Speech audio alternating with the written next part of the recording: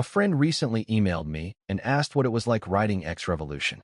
After thinking about it for a while, I wrote a short article describing my thoughts on the project and what it was like to work on it. Here you go. Writing X Revolution was the hardest creative thing I've ever done, and also the most necessary. It started like most things do for me, with frustration. I was tired of the way we talk about politics. Tired of the yelling, the tribalism, the endless cycle of outrage that never seems to go anywhere. I didn't want to write a book, not really. I just needed to do something with the noise in my head that wouldn't go away. So I sat down and started writing scenes. I had no outline, no contract, no one waiting on the manuscript.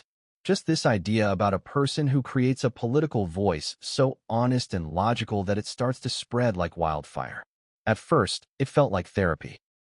A way to say the things I couldn't seem to say out loud without being dismissed or labeled. Then it got out of hand. Characters showed up that I didn't expect. Storylines started pulling me in directions I hadn't planned. Some nights I'd write until 2 a.m., sitting in the dark with nothing but the glow of the screen and a mug of cold tea. Other nights I'd stare at a single paragraph for an hour and delete the whole thing in frustration. I'd question whether the story was too idealistic, too cynical, too messy. Usually it was all three. The character of Elliot came first. He's not me, but he's definitely got parts of me buried in there. The quiet frustration. The hope that logic might still win if given the chance. Just came next. Then Mitch. Then Claire. Each of them forced me to confront different parts of myself. Writing them was equal parts invention and reflection. There were moments when I thought the whole project was a waste of time. Nobody was asking for this story. I wasn't a famous author. I wasn't even sure who the audience would be. But I kept going because deep down, I felt like someone needed to write it. Not to lecture, just to imagine a different kind of political voice. One rooted in reason and empathy instead of branding and rage. Some chapters came fast. Others nearly broke me. I rewrote the ending more than once.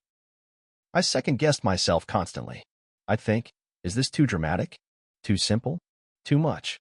And I'd answer yes to all of it. Then I'd keep writing anyway. By the time I finished, I didn't feel proud as much as relieved. Not because I thought the book was perfect. It isn't. But because I had finally said the thing I needed to say. X Revolution is a story about the kind of voice I wish existed in real life. The kind that speaks to the 80% of people who feel ignored by both sides. The kind that listens, questions, and still believes change is possible. Writing it wasn't easy, but it felt like telling the truth. And that made it worth it.